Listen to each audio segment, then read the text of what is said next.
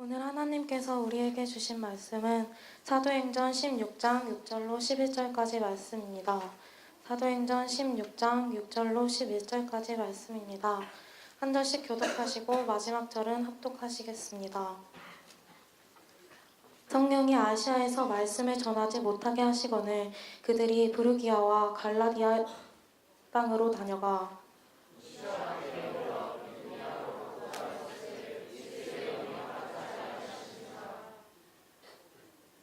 무시아를 지나 드로아로 내려갔는데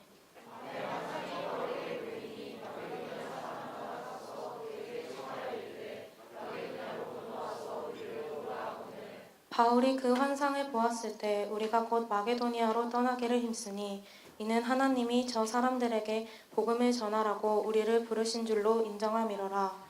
우리가 드로아에서 배로 떠나 사모드락에 직행하여 이튿날 네아폴리로 가고. 자, 오늘 이 시간은요, 회복이라는 제목으로 하나님의 말씀 증가하도록 하겠습니다. 여러분, 회복이라는 제목을 말씀을 증가할 때마다 제가 스스로 생각을 해봅니다. 나는 과연 어떤 회복이 필요한가? 내가 충분히 회복이 되어서 오늘 이 자리에 왔나라는 답을 스스로 한번 찾아봅니다. 그런데 안타깝게도 저도 아직 회복이 필요한 사람인 것 같아요. 근데 오늘 본 말씀을 보면 사도 바울이 1차 선교를 보내고 나서 2차 선교를 갈 때에 일어나는 어떤 해프닝입니다. 사실은 오늘 여러분들이 그동안 여호수아를 쭉 봤잖아요. 그래서 여호수아서를 한번 딱 이어서 하려고 했는데 그는 이제 그 다음으로 이어서 한번 공부를 이어가 보고요. 오늘 이제 필요한 말씀이라 생각이 되어서 이 말씀을 준비했습니다.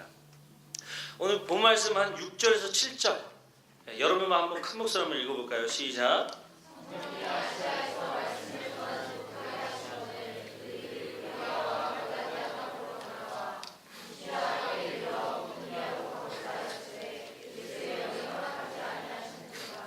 지금 안디옥에서 드로아까지 갔다는 거예요. 여러분, 안디옥에서 드로아의 거리는 이게 걸어가면 6개월이 걸린대요. 사도 바울이 여기에 이 기나긴 시간에 갔습니다. 그런데 결론적으로 어떻게 됐죠? 막혔다는 거예요. 여러분, 얼마나 답답합니까? 여기 혹시 죄송합니다, 재수생 있습니까?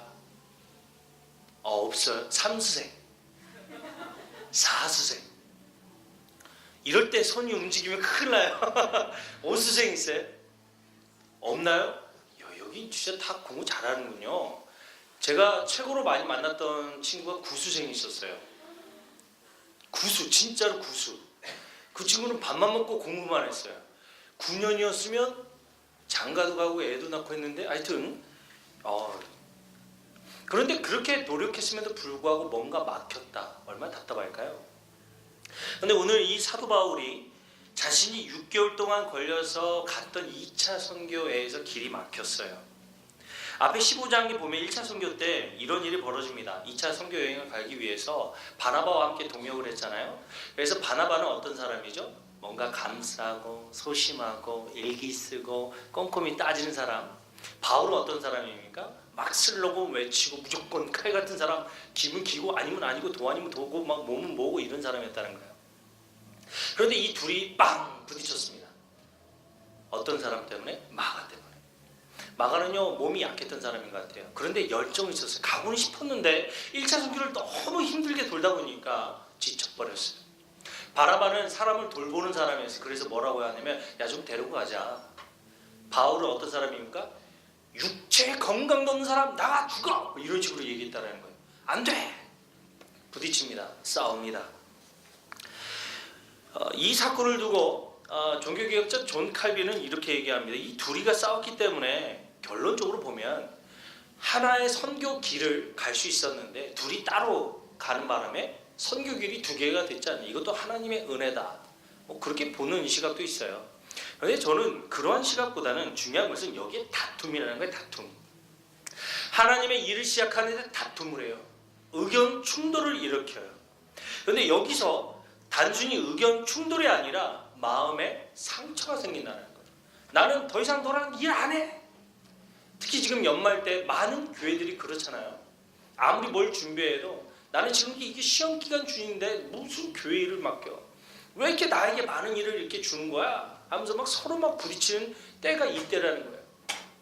이럴 때 우리는 어떻습니까? 단순한 의견 충돌이 아니라 마음의 상처를 받기 시작해요. 회사에도 그렇죠. 학교에도 그렇죠. 학기말 준비하는데 자꾸 막 누군가 막 과제를 줘요. 이게 연말정산을 해야 되는데 회사에서 자꾸 나한테 뭔가를 떨어뜨려요. 어리다. 어떻게 돼요? 할 수는 있는데 마음의 상처를 받아요. 이거를 우리가 영적으로 해석해 보면요, 단순히 마음의 상처가 아니라 영적인 흐트러짐이 생긴다는 거예요. 우리는 영적인 사람이잖아요. 하나님의 영이 내게 임하는 그런 존재라는 거예요. 그런데 이러한 다툼 속에서 우리가 그냥 단순히 나는 괜찮아, 마인드 컨트롤해서 다시 한번 일어날 수 있을까? 그건 좀 의문입니다. 예를 들어서 이런 것이 있잖아요. 우리가 마음에 상처받은 사람이 왜 무섭냐면 복수 심리가 있잖아요. 복수 심리. 내가 요번에 진짜 이번에 맡은 건 내가 진짜 제대로 한번 해보겠어. 그래? 뭐 어느 회사에서 날 감히 잘랐어? 내가 다른 회사 가가지고 얼마나 잘 되는지 한번 보자. 내가 뒤통수를 내가 이제 제대로 때리겠노라 막 그런 얘기 하잖아요. 없나요? 네.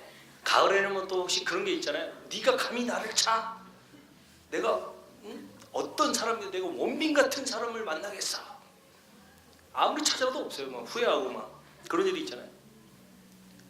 여긴 다 연애 잘하시죠?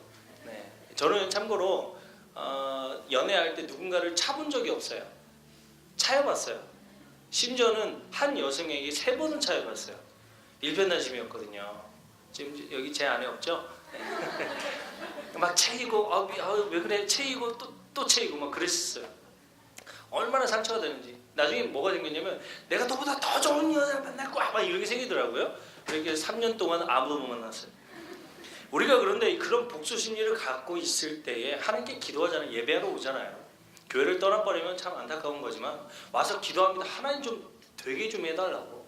그런데 그때 어떻게 합니까? 하나님이 아무 말씀 안 하세요.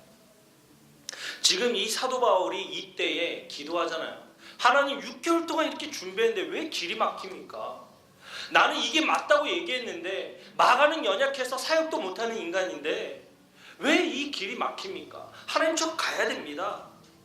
그런데 그때에 왜 하나님께서 그에게 스탑을 얘기하셨을까? 왜 바울에게 스탑을 얘기하셨을까? 왜 우리 인생에 억울하고 실패의 그러한 자리에 있을 때에 왜 하나님은 나에게 스탑을 얘기하실까? 그것은요, 백이면 백 분노로 일하지 말라는 거예요.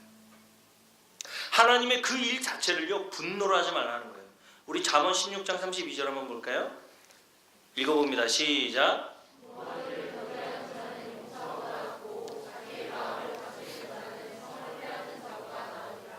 노하기를 뭐하래요? 더디하래요. 더디하는 자가 뭐보다 낫대요? 용사보다 낫대요.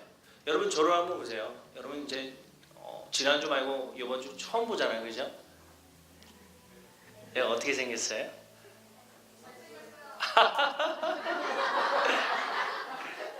제가 심어놨어요.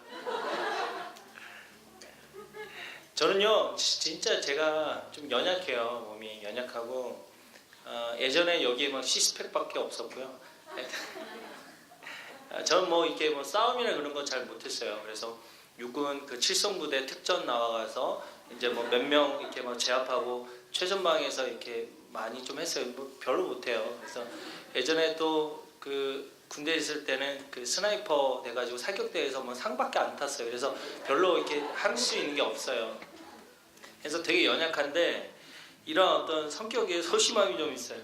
근데 제 안에도 그럼에도 불구하고 분노가 있어요. 예를 들면 막 누군가 저에 대해서 막 소근소근 얘기하면 막 거기 귀가 가가지고 막 으아 나에 대해서 욕을 했어 막 그럴 때가 있었어요. 근데 그때 가가지고 하고 싶은 건 뭘까요? 내가 너를 갉아먹을 거야 막 이런 식으로 막 좀 순화해서 죽여버릴까 뭐 이러지는 않을 거 아니에요. 그런 마음이 있어요. 근데 그때마다 일이 제대로 될까요? 그때마다 제가 기도가 될까요? 아니라는 거예요. 성경의 말씀대로 노를 더디하는 자.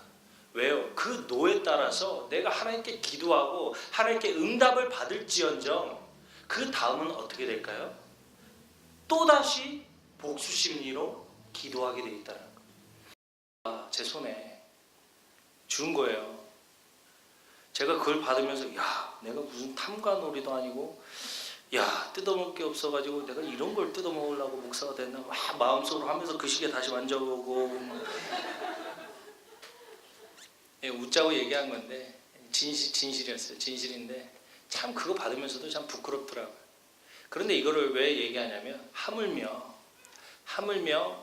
내가 가지고 있는 온 마음과 온 정성을 향해 얘기해서 그분도 소중히 여기는 그 시계를 제가 받아 다 돌려줬어요. 돌려줬는데 주는 것처럼 여러분 하나님이 여러분 마음 가운데 진심으로 원하는 그것을 안 주실까요? 하나님이 지금 여러분들 마음 가운데에 정말 사모하고 정말 원하는 그것을 기도하고 간구한다면 그거 안 주실까요? 주신다는 사실이에요. 믿으십니까? 거기에는 분명 주셔요.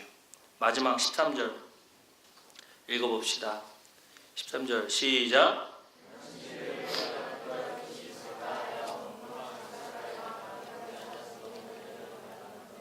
뭐라고요? 뭐라고요? 다시 한번 뭐라고요? 네? 다시 한번 읽어봅니다. 시작.